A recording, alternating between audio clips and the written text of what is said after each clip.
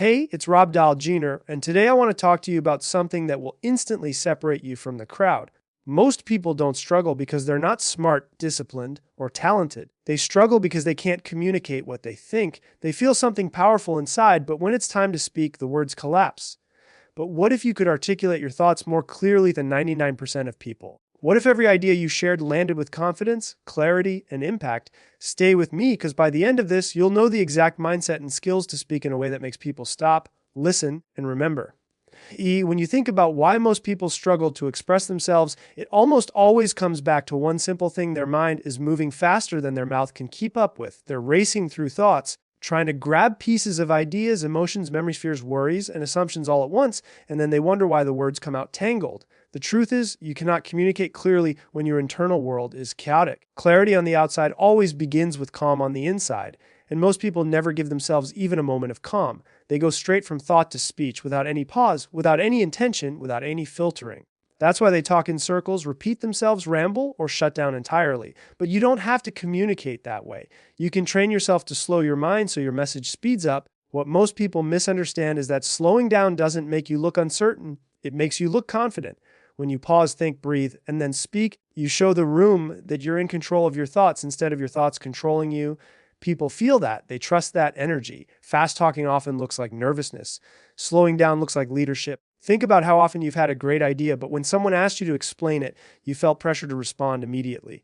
You didn't give yourself time to organize the idea, so it came out half-formed. Then you walked away thinking, I should have said it differently. Why didn't it sound better? It's not because you weren't capable. It's because you didn't give your mind space to shape the words. Words need room. Thoughts need room. And your brain can give you the clarity you want, but only when you slow it down long enough for the clarity to form. Here's the truth: the pause is not the problem. The pause is the power. The world has conditioned you to believe that pausing is awkward or uncomfortable or a sign of insecurity. But when you start observing the people who communicate with impact, you'll notice they use silence as a tool. They pause to think. They pause to breathe. They pause to choose the strongest version of the message they're trying to deliver. They slow themselves down so the listener can keep up. And that's what makes their communication powerful, not rushed. You can start practicing this in the smallest conversations. When someone asks you a question, don't answer immediately. Take one breath, not 3 seconds of dramatic suspense, just one breath. Let your brain collect the idea, let it settle. Then speak. You'll notice instantly that your message comes out cleaner, sharper, and more grounded. The more you practice this, the more natural it becomes. Eventually, the pause no longer feels like something you're forcing. It becomes the new rhythm of how you communicate. And people start paying attention a different way because your words start carrying more weight. Slowing your mind also helps you avoid filler. When you talk fast, you use verbal clutter to fill silence. Basically. But when you slow down, you replace filler words with meaningful words. You don't speak to fill the air, you speak to deliver a message. And when your words are intentional, people actually listen. Not because you said more, but because you said what mattered. The real transformation happens when you realize you don't have to rush anything. The world will wait for you to speak. The person in front of you will wait. The opportunity will wait. What matters is not speed, it's clarity. And clarity only shows up for the person who is willing to slow their mind, breathe, and let the message settle before letting it leave their mouth. Because when you learn to slow down internally, you stop competing with the noise in your head, and your words finally have the space to rise above the noise in the world. Most people think their communication problem is that they don't know what to say, but the deeper truth is that they don't know what they're feeling long enough to translate it into words. And if you can't understand what's happening inside you, you can't expect someone else to understand you either. That gap between emotion and language is where frustration lies. It's the reason so many people walk away from conversations thinking, that's not what I meant, or I wish I would have explained that better. They weren't wrong. They just didn't have the vocabulary in the moment. They felt something, but they couldn't name it. And when you can't name something, you can't frame it in a way that others can understand. There's something powerful about recognizing that emotions don't need to be perfect before they become speakable. They just need to be identified. When you feel overwhelmed or disappointed or excited or uncertain, the first instinct is to push through the emotion and respond as fast as possible. But the truth is, you gain clarity the moment you slow down enough to simply ask yourself, what am I actually feeling right now? It sounds simple, but it's transformative, because the moment you name an emotion, you separate yourself from it. You take control over it, and suddenly the words begin to shape themselves. Most people never do this. They feel a wave of emotion, anger, sadness, confusion, and instead of labeling it, they react from it. They speak from the chaos. They speak from the intensity. And that's why their communication gets messy. When you speak from an unnamed feeling, the message is scattered. When you speak from a named feeling, the message becomes coherent. Name it to frame it isn't just a technique, it's a mindset shift. It takes you from emotional reaction to intentional expression. And it's not about being emotionally intelligent in some theoretical sense. It's about being honest with yourself. If you feel nervous, say, I'm feeling nervous, let me slow down. If you feel overwhelmed, say, I'm overwhelmed. Let me get clear before I respond. If you feel excited, acknowledge it so your enthusiasm doesn't turn into rushed, scrambled communication. Naming what you feel immediately organizes your internal world, and an organized inner world creates organized language. That's how you articulate your thoughts more clearly than 99% of people, by being one of the few who actually takes the time to understand what's happening inside before trying to express it outside. You can practice this in everyday moments. Before you speak, check in with yourself.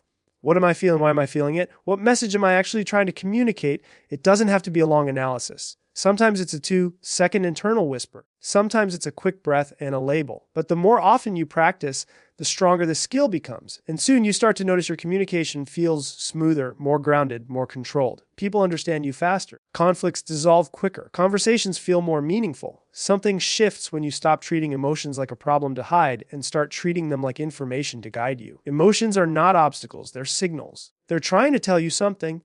And when you learn to recognize the signal, everything else becomes easier. Your words align with your intention. Your message matches your meaning. And instead of being misunderstood, you become someone who communicates with precision. The moment you learn to name what you feel, you unlock your ability to express what you think. Most people don't realize how much of their communication is driven by impulse rather than intention. They feel the urge to speak, so they do. They react, they respond instantly. They feel the silence because silence makes them uncomfortable. And without noticing it, they start talking just to talk, instead of talking to deliver a message that actually matters. When you start speaking with intention instead of impulse, everything about the way you communicate changes. Your tone, your clarity, your confidence, even the way people listen to you shifts, because intention gives your words weight. The truth is, you don't need to speak more to be heard. You need to speak with purpose. Think about the moments when someone is talking to you and their sentences feel like they're wandering in circles. They're using 20 words when 5 would have been stronger. They're repeating themselves. They're jumping from idea to idea. That's what happens when someone communicates impulsively. The message is drowned in unnecessary noise. Most people never take a moment to think, does this sentence actually need to be said? Is this adding value? Is this making my point clearer? And that's why their communication feels diluted, scattered, or confusing. When you start speaking with intention, you become someone people naturally pay attention to. You say only what needs to be said. You strip away the clutter. You choose words that actually represent what you mean. You create space between thoughts instead of rushing through them. That space is where clarity lives. That space is where influence grows. Because clarity doesn't come from more words. It comes from meaningful ones. Speaking with intention also means resisting the temptation to respond the moment someone finishes talking. A lot of people reply instantly because they feel like silence means they're unprepared or unsure. But quick responses often come from emotion, not clarity. They come from wanting to be right, wanting to defend, wanting to prove, wanting to react. When you pause, even for a moment, you give yourself room to choose the version of your message that actually represents your truth.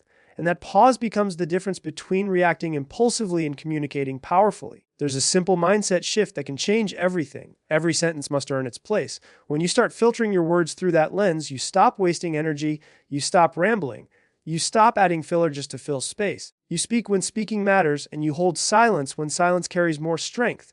That level of intentional communication doesn't just make you clearer, it makes you memorable. It makes you respected.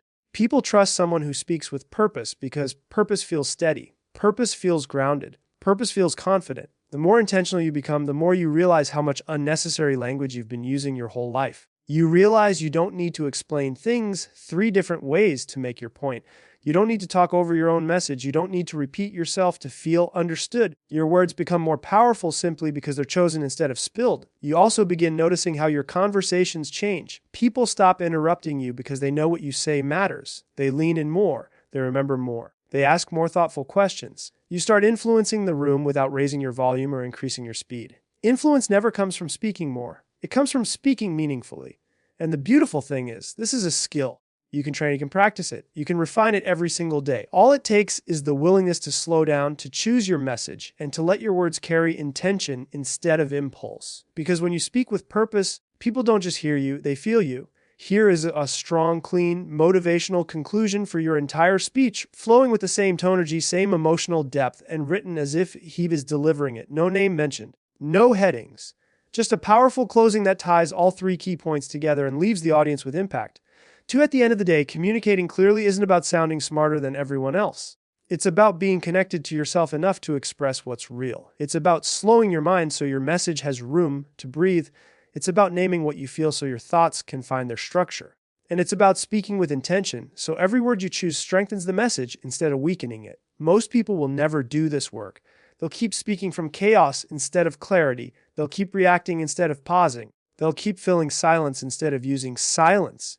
But you aren't most people. If you're here listening, applying, practicing, you're already building the skill that separates the forgettable from the unforgettable. You're learning how to communicate in a way that makes people feel your presence before they even hear your point. Clarity isn't a talent, it's a discipline.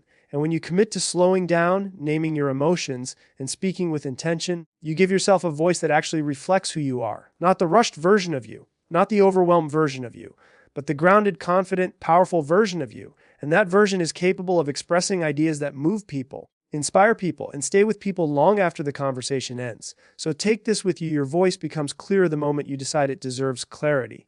Your message becomes stronger the moment you decide it deserves intention. And your communication becomes unforgettable the moment you decide to stop rushing and start owning the way you speak.